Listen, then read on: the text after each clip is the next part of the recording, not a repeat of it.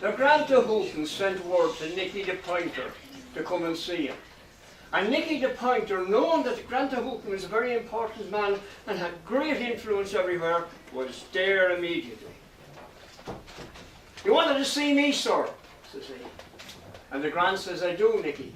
I want you to find a quack Duke of Boris and give him his medicine.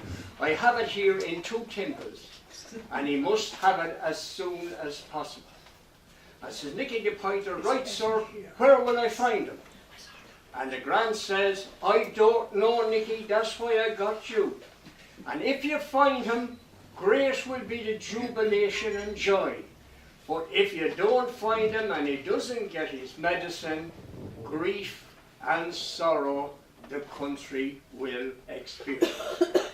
So Nicky got the 2 timbers of medicine, put him in a lead saucepan, hung him around his neck, and set out to find the quack Duke of Boris. And the first man he met was a man who was sitting on a chair with a needle, taking the knots out of the handles of china cups. And he says to him, "Where will I find the quack Duke of Boris?" And says he, "I have no idea, but if you go over there to the box of tender hooks, there's a good chance that they'll be able to tell you." And he went to the box of tender hooks. They didn't know either. And coming away from there, he felt a terrible hunger on him from the night before, and he went into a tea house and asked for something to eat, and they gave him bees' knees and spiders' ankles on a string of butter, and he ate them in a good. And he asked for a lump of coal to wipe his mouth, but they had none.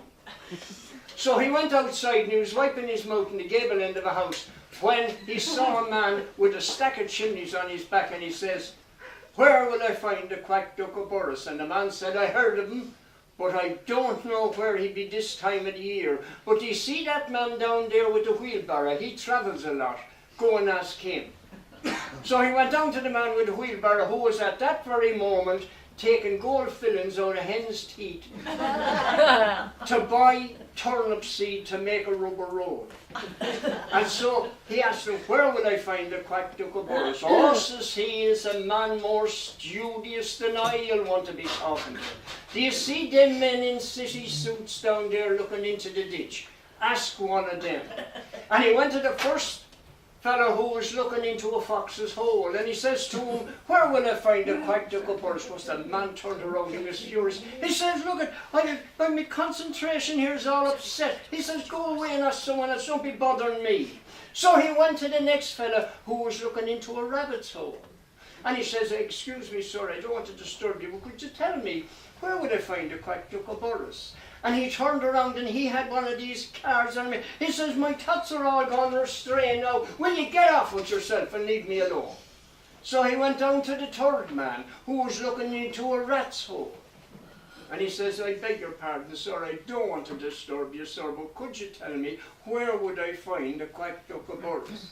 And that man with a smile turned around and, placing the rat's tail into another story, said, "Do you see that hill up there?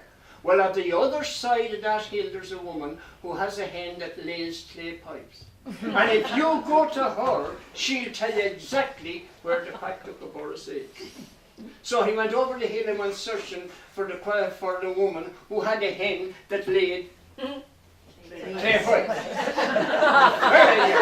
Anyway, he went over and he searched and he couldn't find her. But he came across 2 men who were carefully trying to place a canopy over a bed without spilling it.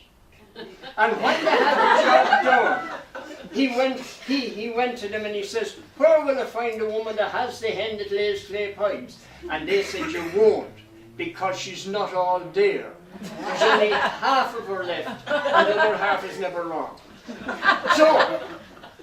But if you go down to the bottom of the hill there, her sister is down there living in one of them cottages. So I said, "Right," and he went down to the bottom of the hill and he went looking into the cottages, and he came across a place where this woman was sweeping daylight into dark corners. And he says, "Are you the sister of the woman who has the hen that lays clay pipes?" "I am," she says. He says, "Could you tell me where I find the quack Duke of Boris?" She says, "You help me and I'll help you." So he helped her pick up square earaches to put in a bottomless cup to give to all gelding of Oleons that were out on a hill watching the sun sink. But the sailors found the leak and put it in a pot. So he went to the sailors and he asked, where will I find the quack duck of Boris? And they, as one man, pointed straight to the back of an alarm clock where ticks were gathering and says, follow them. So he followed the ticks and they went off, leaving the clock behind going, tock, tock, tock, tock. And they kept going anyway until they came to this big sign with a lot of letters on it. One letter greater than the other. And he saw the letter L, it was red, and he says, I'd follow L. So he left the ticks going their way and he followed L down the road and he came to a crossroads where the people were laughing, singing and dancing, all delighted, because it was Friday and Saturday was the Fair of Boris.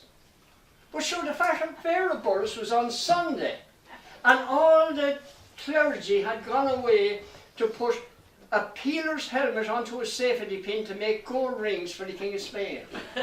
And sure, that's where he found the quack duck of Boris. And everyone was delighted, they were all cheering and laughing for the quack duck. The who she quacks as he, duck she, and she hit the wall with a turnip leaf, and down it came a tumbling. And what was at the back of it? Sure, the Grant of Putin himself, with tables laid for the finest steed you could ever hope for. And if them tables had been stronger, my story would be longer. But because of what, we stayed there and we ate and drank, they all ate and drank, everyone ate and drank, singing and laughing and delighted, because the quack duck had got his medicine and they were so fond of the quack duck that they all thought that the sun shone out of the quack duck's... I'll stop now.